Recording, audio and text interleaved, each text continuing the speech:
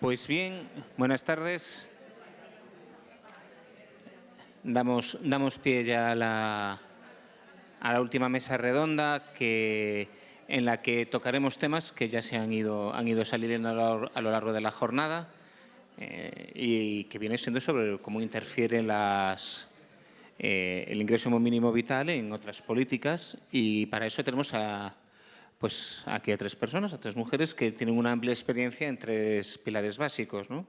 El empleo, trabajo en el empleo, en vivienda y con la Risga. Temas que ya han salido recurrentemente a lo largo de la mañana. Vamos a intentar hacer un poquito más ágil por el retraso que llevamos y que seguro ya tenéis hambre. Y pues empezamos por Ana López de Álvarez. No me Ana Álvarez, apellido. perdón. De la Fundación Érguete tenemos a Ana Pardo, de Provivienda, las dos de la Junta Directiva de APN, y contamos con Begoña Gil, de la Xunta Técnico Superior en la Unidad Técnica Administrativa de la Risga de Vigo.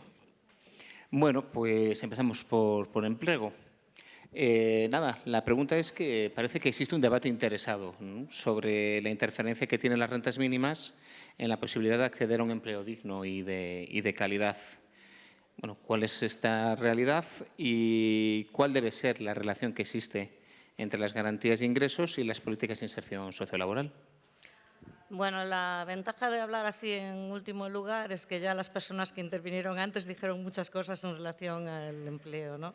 La siguiente ventaja es que, como estamos aquí muchas personas técnicas de entidades sociales, sabemos perfectamente de lo que hablamos y tenemos un lenguaje bastante común también.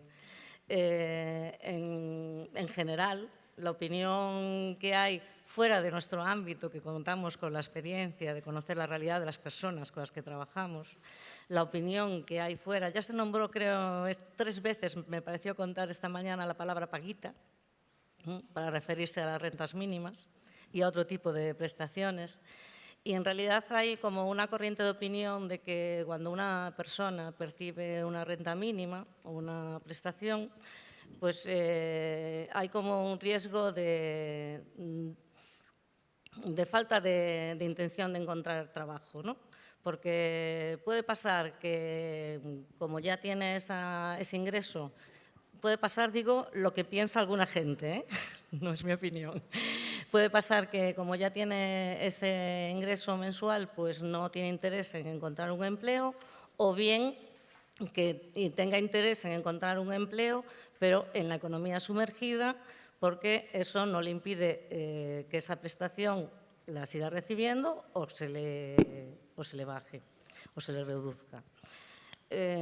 Ciertamente, todos sabemos que en este momento tener un trabajo no es una condición suficiente para garantizar la situación de vulnerabilidad. Y que el desincentivo a la búsqueda, a ese proceso de búsqueda de empleo, muchas veces viene motivado porque los empleos a los que acceden son totalmente precarios, que tampoco les van a llevar a salir de esta situación. Por otra parte, las personas con las que trabajamos, que son perceptoras o posibles perceptoras de rentas mínimas, en muchos casos lo que tienen, y a esto se ha hecho mención anteriormente también, no es solamente una necesidad económica, tienen también un bajo perfil de empleabilidad. O sea, las condiciones necesarias para acceder a sus puestos de trabajo que no sean precarios. Y esto se resume así muy escuetamente en nivel bajo de cualificación profesional, personas migrantes que sí tienen esa cualificación profesional en sus países, pero aquí no se les reconoce, responsabilidades familiares, problemas de salud y también algo que se ha comentado y que nos lo encontramos todos los días, que es la tremenda brecha digital que existe, que ahora está inmensamente agravada por el hecho de que, efectivamente, hasta para acceder a servicios mínimos es necesario tener unos ciertos conocimientos y medios para acceder a la administración digital. Porque no solamente son los conocimientos, son los medios. Malamente puedo hacer yo un registro si no tengo internet.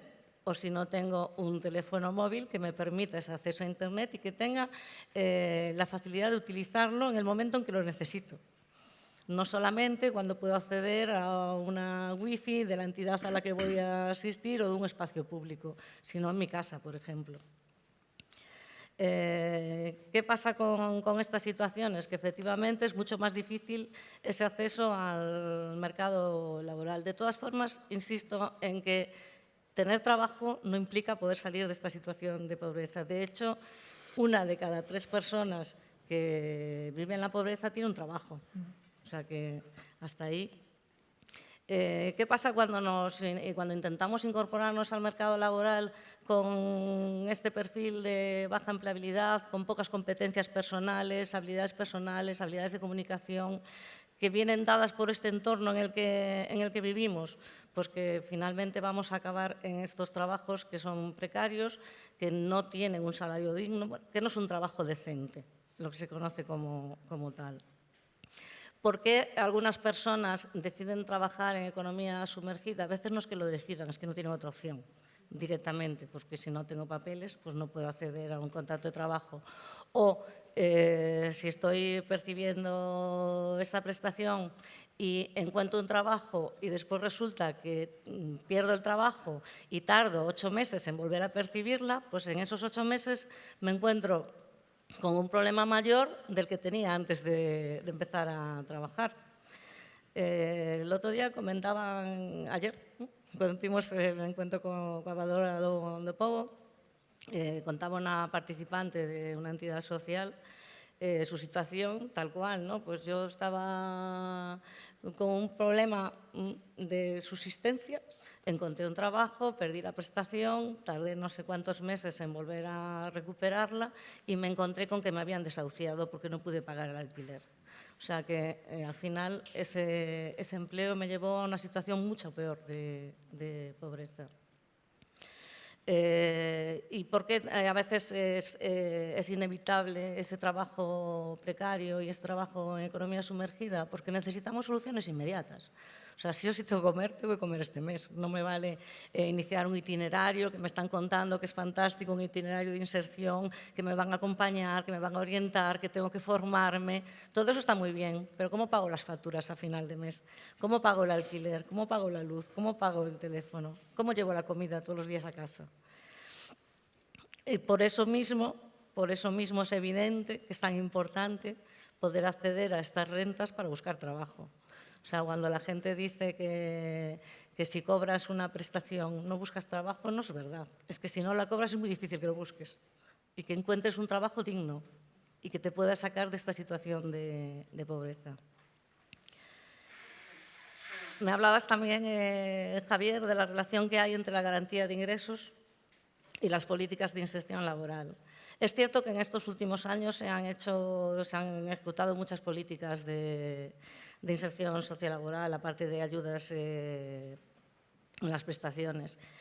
También es verdad que estas medidas generalmente son indiscriminadas. Es decir, si hacemos una oferta de formación ocupacional es para desempleados en general.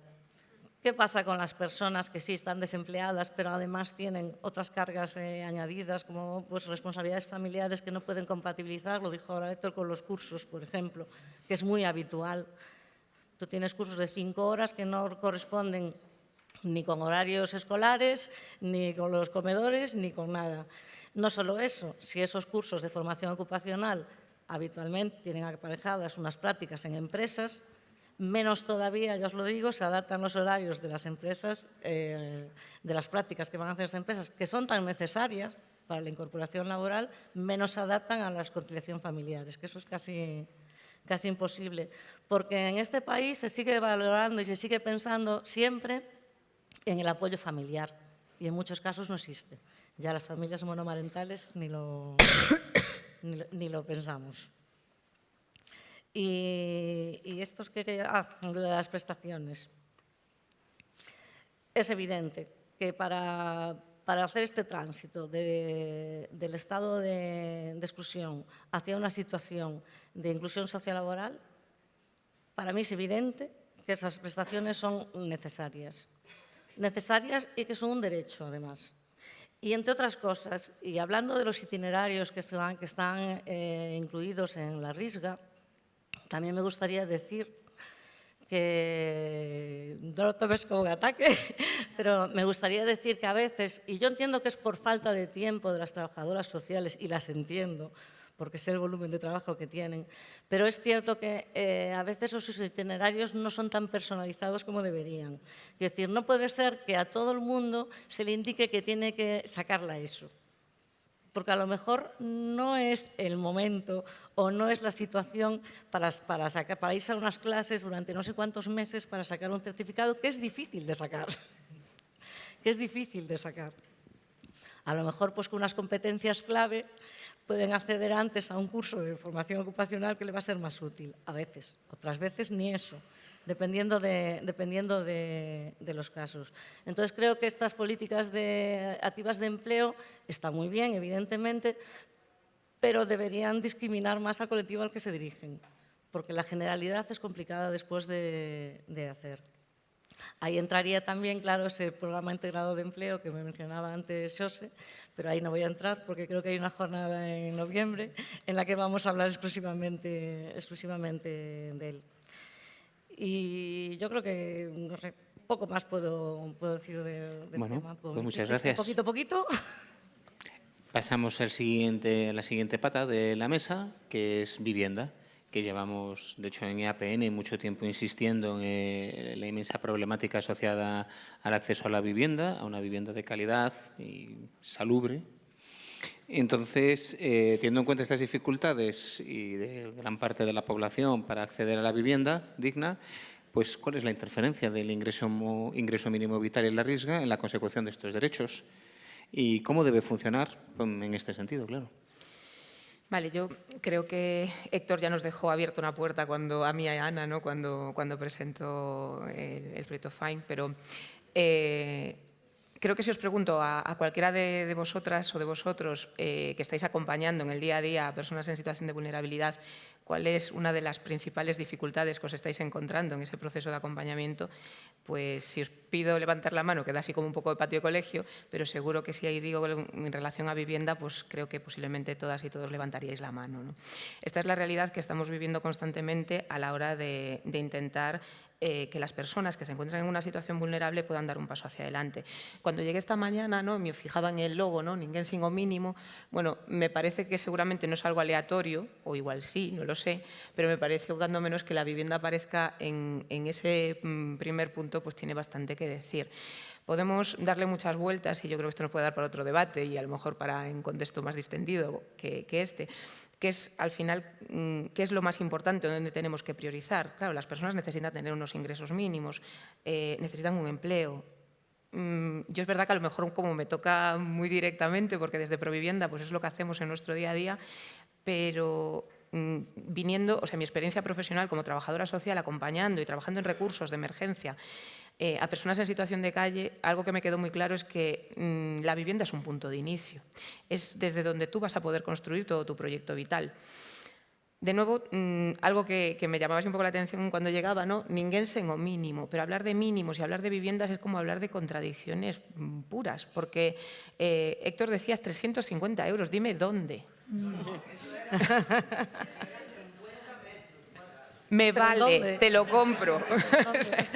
Vamos a ver, la realidad, y bueno, sobre todo dependiendo en determinados ayuntamientos, bueno, nos reímos aquí, creo que hay guiños, sobre todo, pues nosotros estamos muy en Vigo, ¿no?, el día a día, y esto ya es un universo totalmente distinto. Lo que nos estamos encontrando, yo me acuerdo, empecé en Provivienda en el 2017 y en aquel momento había viviendas en Vigo, por ejemplo, por hasta 250, 300 euros, hasta algo menos incluso.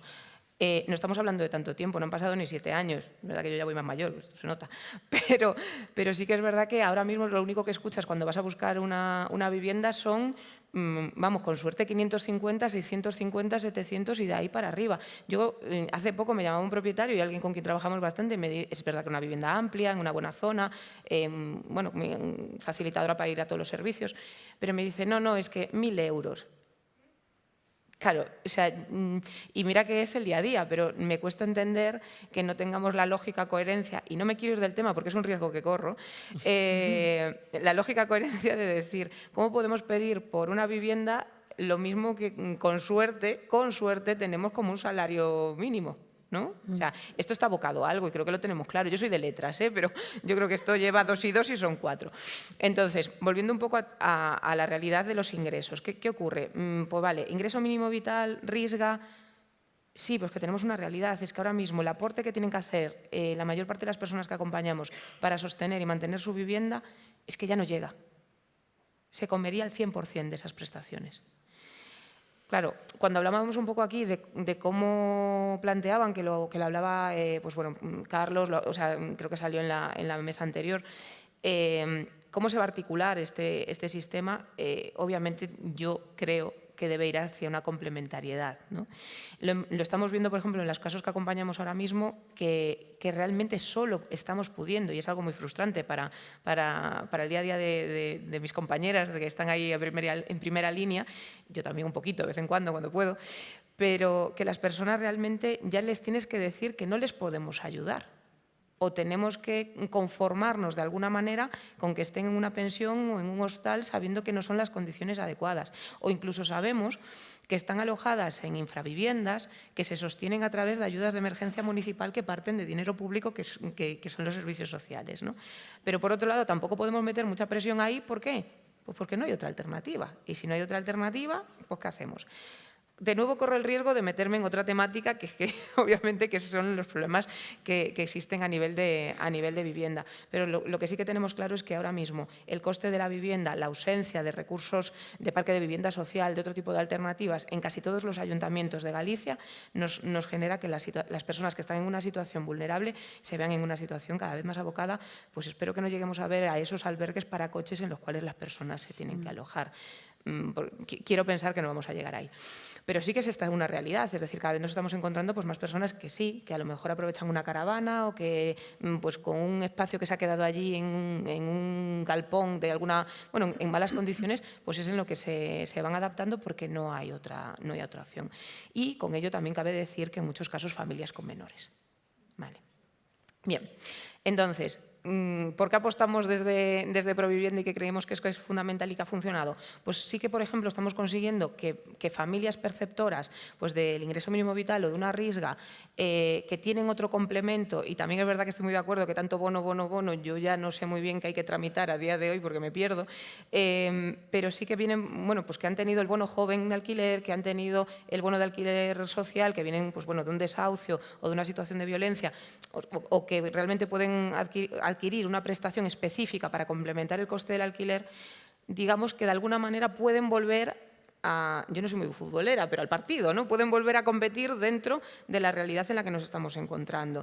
Entonces, creo que la complementariedad del ingreso mínimo vital, que los fondos de la RISGA vayan orientados a poder aportar y dar refuerzo a esa parte en la que no estamos llegando, mientras que no se nos olvide que tenemos que meter caña en las políticas de vivienda y conseguir que se baje el coste de la vivienda, que existan más parques sociales, pero que esto ya daría para otra jornada y que no es en esta, esa complementariedad por lo menos puede poner a las personas en una tesitura de poder de alguna manera llegar a una vivienda digna.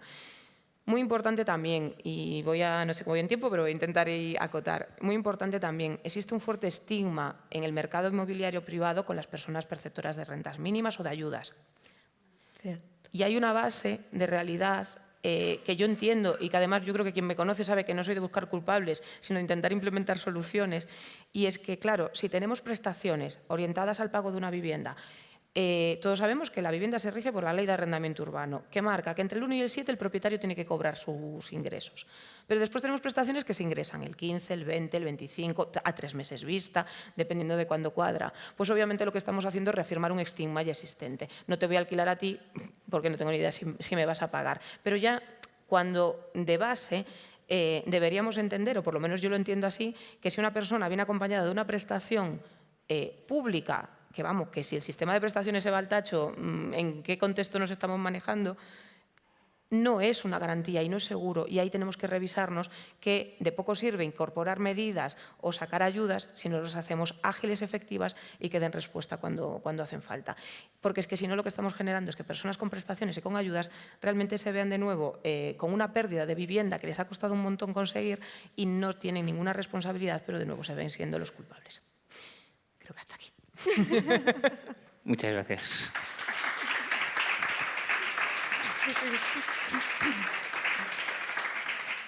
Y pasamos a la Risga. Begoña, hay un debate sobre control y acompañamiento a las personas en situación de vulnerabilidad económica y cuál es el papel de los servicios sociales en el sistema de rentas mínimas y, bueno, y cómo debería ser esta relación idealmente. Bueno, buenos días a todos y a todas. Esto es la última, la verdad es una faena porque ya todo lo que traía escrito se ha dicho por activa y por pasiva. Entonces, bueno, yo quiero un poco, siguiendo la voz de Héctor, que me gustó mucho, reivindicar un poco la parte social de todo esto, ¿no? Estamos hablando de garantía de ingresos mínimos y nos está hablando de esa otra pata que para mí es muy necesaria porque aparte casi todos o todos los que estamos aquí somos profesionales de lo social.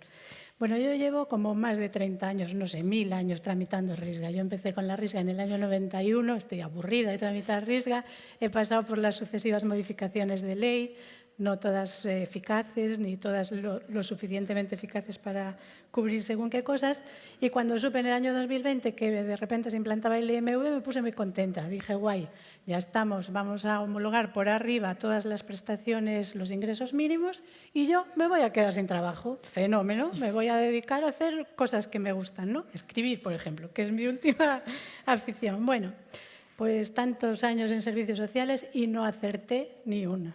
Es decir, ni me quedé sin trabajo, ni se homologaron por arriba.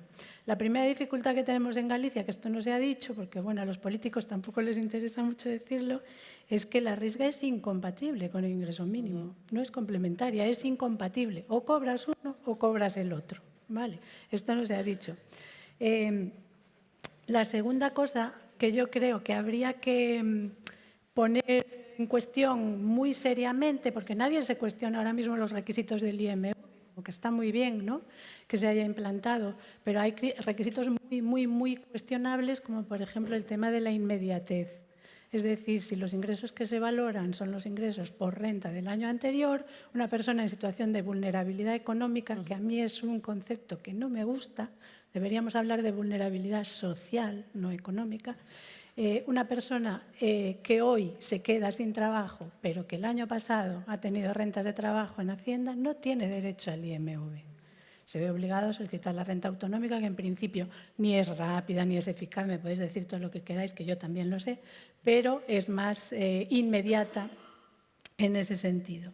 Entonces, ¿qué es lo que está pasando? ¿Cuál es el escenario? A los servicios sociales comunitarios, a primaria de toda la vida, no les gusta el IMV. Hay por aquí un compañero que dice que sí, que él ayuda a tramitar, pero yo he hablado con muchos en la provincia de Pontevedra que dicen que ellos no tramitan IMV. ¿Por qué?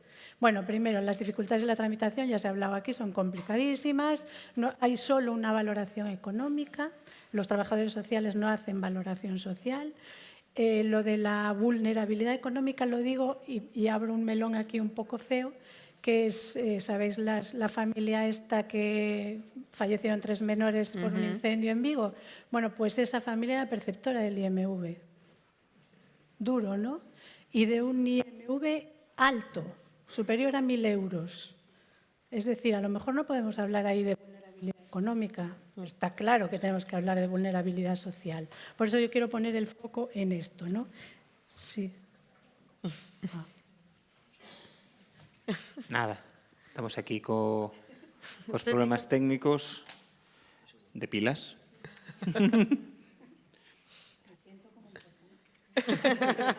Lo eres. Nada.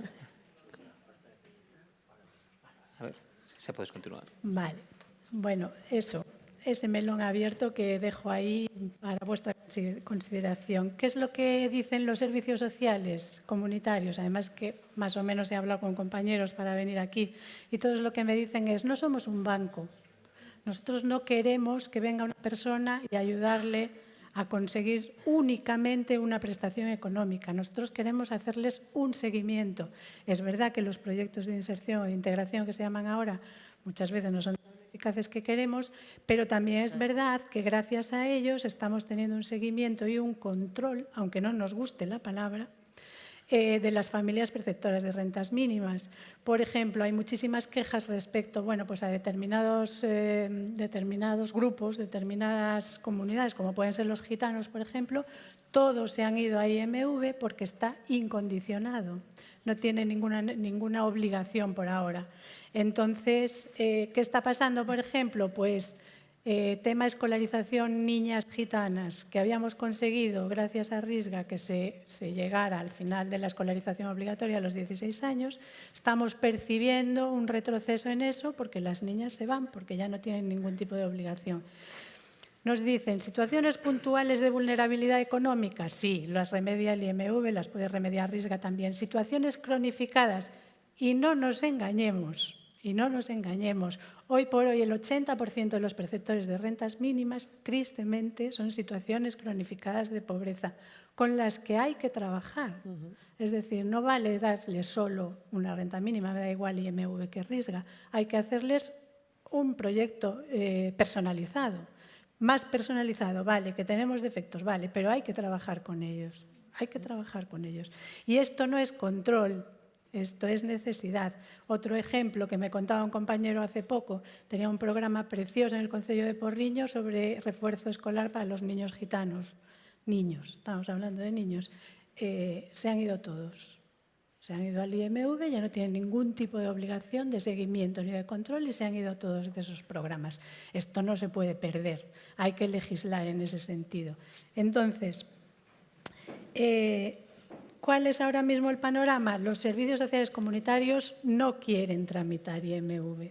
De hecho, yo creo, en Pontevedra, que es donde yo controlo la nómina, por ejemplo, hemos pasado en 3 años, desde el 20 hasta el 23, de tener 4.600 familias, me parece, en nómina, a tener ahora mismo solo 1.000 menos. Es decir, el IMV no ha conseguido el efecto deseado, que es reducir prestaciones de Risga. Tenemos solo 1.000 personas menos y no todas se han ido al IMV, porque el mercado laboral, afortunadamente, ha mejorado bastante en estos últimos 2 años, entonces hay mucha gente que hemos conseguido insertar laboralmente.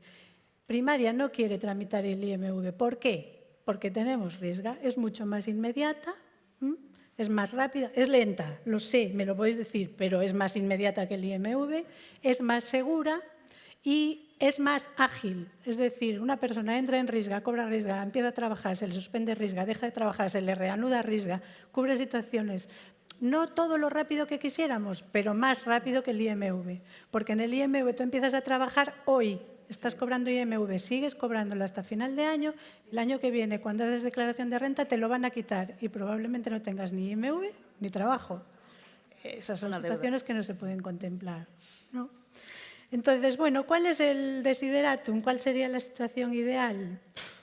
Ya de pedir, podríamos pedir un IMV universal, una renta universal. ¿Por qué tiene que ser una renta condicionada? Claro, es que a nadie le he escuchado esto. En los países del norte de Europa hay salarios universales y está probado que económicamente son viables. Me diréis, bueno, claro, es que en los países del sur los latinos somos tan tramposos. Bueno, podríamos hacer la prueba, ¿por qué no? ¿Por qué no?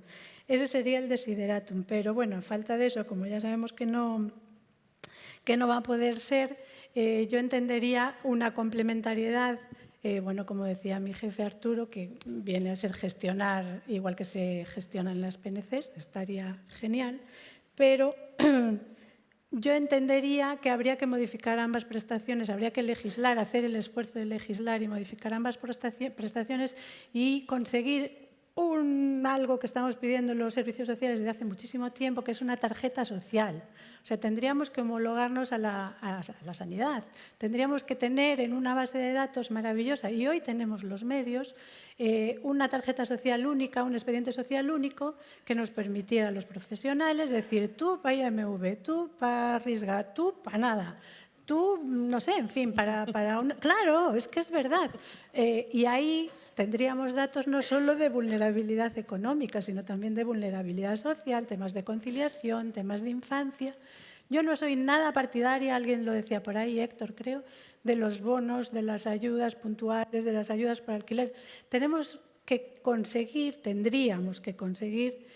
crear un recurso potentísimo con todos los medios para conseguir salir de verdad de la exclusión. Es decir, la renta mínima sería una parte más, pero solo una parte más. El recurso debería ser muy potente y nosotros como profesionales de lo social deberíamos ser los protagonistas.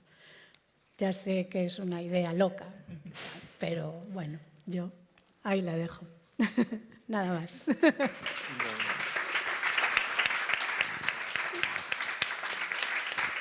Pues muchas gracias, Begoña. ¿Tenemos tiempo para alguna pregunta o alguna aportación? ¿Alguien?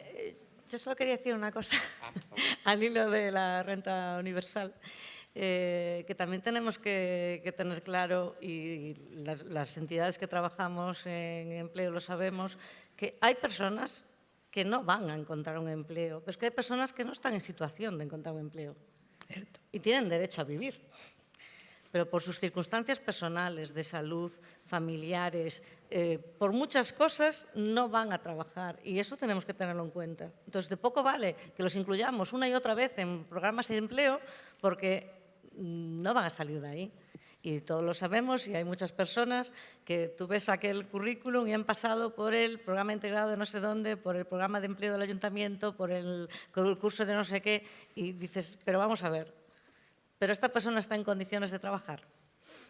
Condiciones de salud, condiciones físicas, condiciones psíquicas, o sea, ¿está en condiciones de trabajar? También hay fórmulas de empleo protegido, es cierto, pero además de las de empleo protegido hay que tener claro que hay una sección que no va a trabajar. Y no pasa nada. O sea, las personas tienen que vivir igualmente. Claro. Entonces también tienen derecho a esa prestación. Era eso, nada más.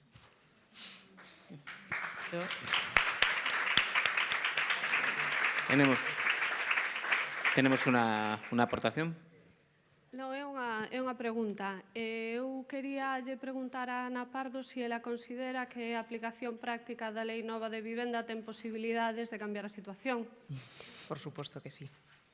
O importante é que se empecen a aplicar medidas e que empecemos a avanzar. O problema é cando nos quedamos estancados e non hai avance. Sabemos que cada vez a situación está sendo máis grave, sabemos que cada vez escasean máis os recursos de aloxamento, que o custo cada vez máis elevado, bueno, un pouco que contaba antes na miña intervención, e aí nesa lei xa se recollen moitas das medidas, bueno, que ademais desde APN se fixeron e tamén desde Provivenda abogamos por elas. Obviamente, o problema neste momento é cando esta lei non acaba de ter un calado dentro da comunidade autónoma e seguimos un pouco agardando que vai pasar. Falaba, bueno, antes co director xeral, con Arturo, ao fin e ao cabo, política social ten unha responsabilidade, pero vivenda tamén a ten. E se non somos quen de encaixar esas dúas pezas, estamos como estamos. Gracias. Muchas manos. Nada, una cosa rápido. Ahí donde pone ninguén sin o mínimo, me gustaría también que hubiera un icono de transporte, porque estamos en una sociedad rural y no lo veo. Y la rueda, bueno, sí, pero es que en Galicia la vivienda a lo mejor se solucionaría si hubiera más transporte fácil, accesible y que nos pudiéramos mover de sitios pequeños, que a lo mejor las viviendas serían más baratas. No, cerca de Vigo no, pero... Y por donde pasa el Camino de Santiago tampoco, pero existen más lugares en el mundo. No, pero perdona, creo que tamén é importante porque ao final este é un círculo no que se vai movendo e, por exemplo, os entornos rurais, que nos desde Provivenda tamén exploramos moito esas alternativas, o problema que está acontecendo é que no momento que se move poboación, que é algo positivo, porque debería tamén xenerar a creación de novos servicios, pero tamén o que está xenerando é un mal que xa temos no urbano, e é que en canto chega máis poboación e máis demanda, pois tamén incrementamos o custo da vivenda. Entonces, eu solo por aclarar que igual quedou así, non é que sea partidario ou sexamos partidarias do tema de axudas porque sí, sino eu concordo con Begoña neste caso. Claro que se tú tes un expediente único podes revisar moito máis facilmente que é o que lle fai falta, pero que esas axudas de emerxencia sean tamén moito máis áxiles e que haxa, sobre todo, dotación orzamentaria, porque moitas veces non chegan. Nos ámbitos que sean, non digo que teñan que salir bonos, que eu tampouco son moi partidario do tema de bonos, porque sí, e bonos abertos. Bonos universales.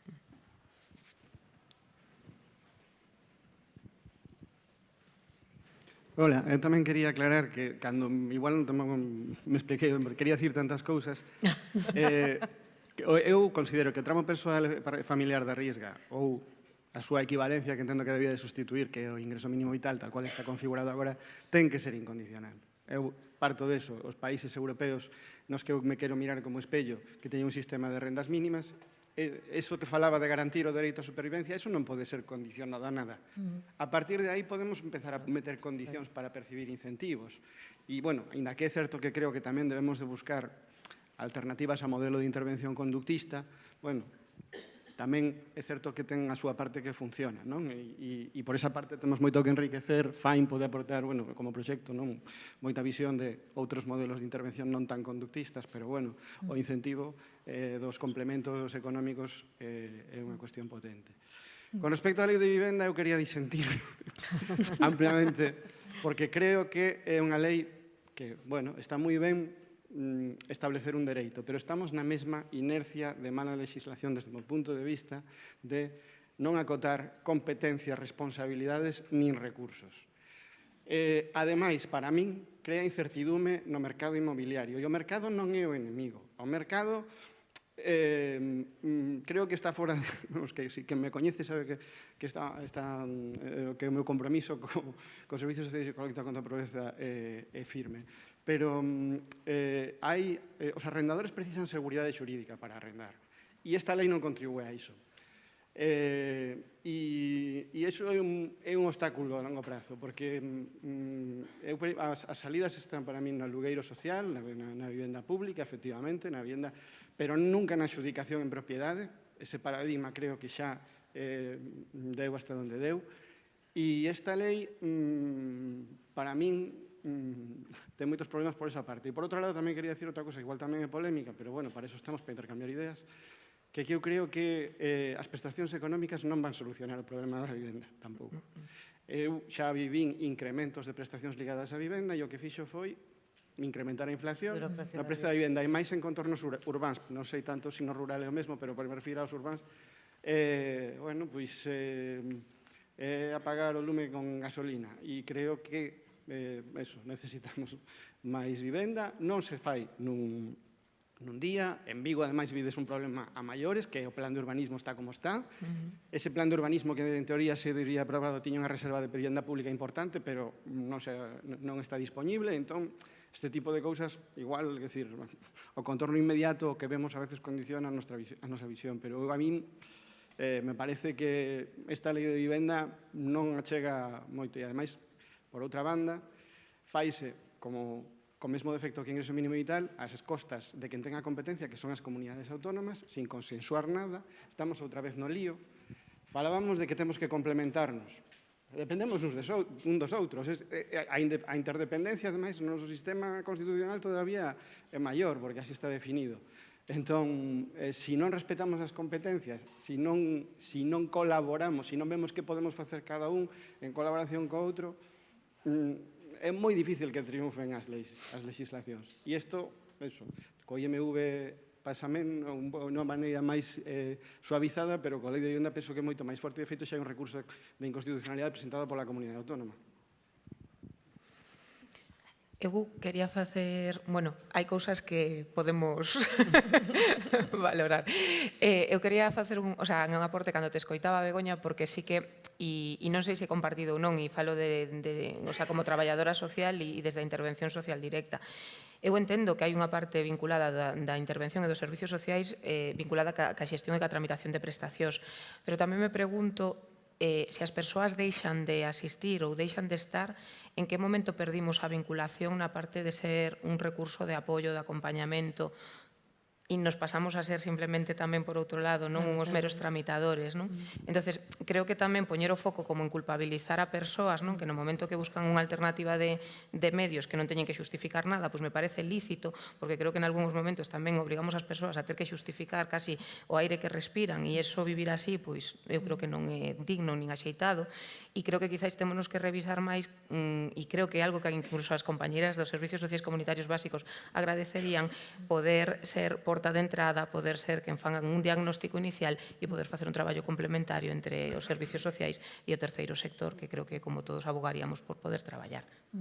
Hombre, yo creo que hay un punto intermedio muy sano, entre el ser un banco, como dicen ellos, es decir, vengo a por la paguita y ya luego me voy y adiós, si te he visto no me acuerdo. Por ejemplo, esta familia que se ha trabajado muchísimo con ella y que de repente perdimos el control.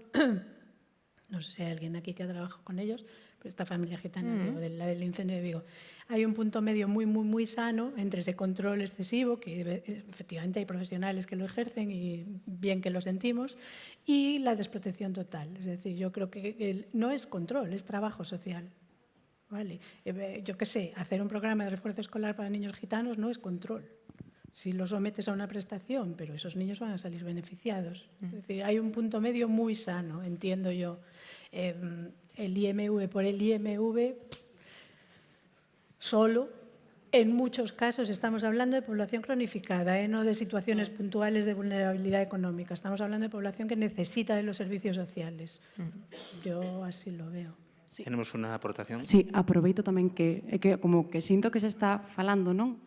Como de xente que non está aquí, que é o que nos pasa normalmente nestes espazos, e aproveitando un pouco o nomeamento da poboación xitana, e xa xuntado tamén un pouco das axudas, creo que o problema principal é que xeramos cousas sen a xente, é dicir, igual o problema de que a xente que da poboación xitana, como ti estás falando, eu sen ser xitana e non quero falar por eles tampouco, igual é que nunca se lle preguntou a poboación gitana que precisa.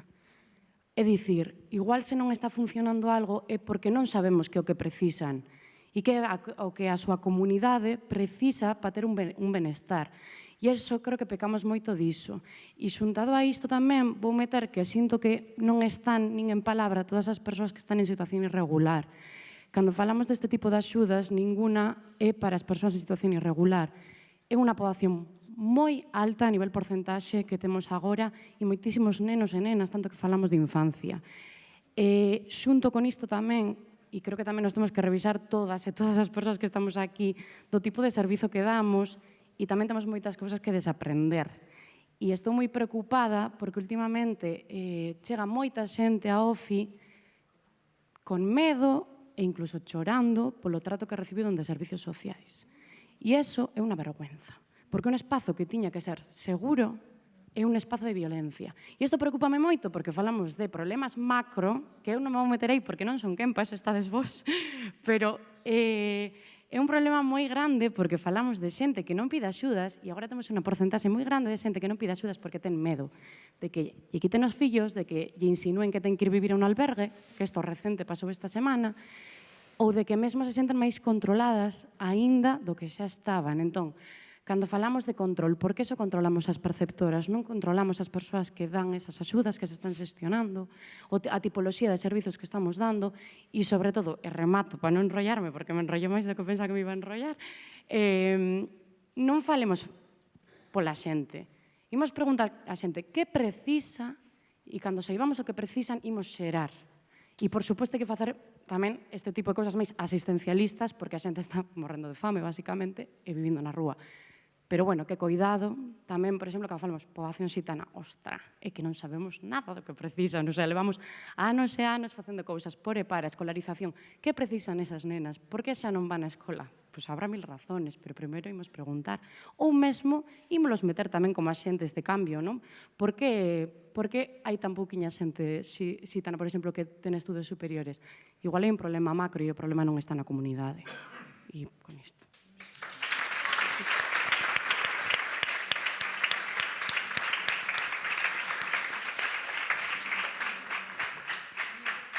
Hola. Bueno, creo que es ya para no salirnos más de tiempo, la última intervención. Sí, a mí me gustaría reforzar un pouquiño máis que se mencionou pero de pasada o tema da conciliación. Estamos falando todo o tempo de axudar a persoas a topar traballo a través da formación, pero en moitos casos non que esa non é a necesidade.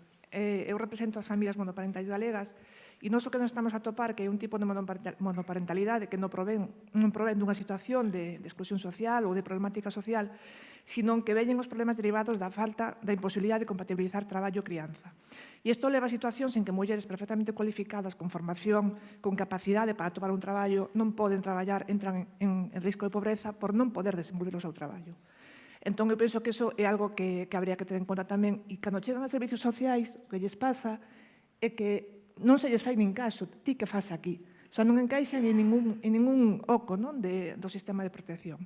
Entón, eu penso que tamén iso hai que telo en conta e facer algo porque creo que é vital para estes casos e para calquera o tema da conciliación, reforzalo.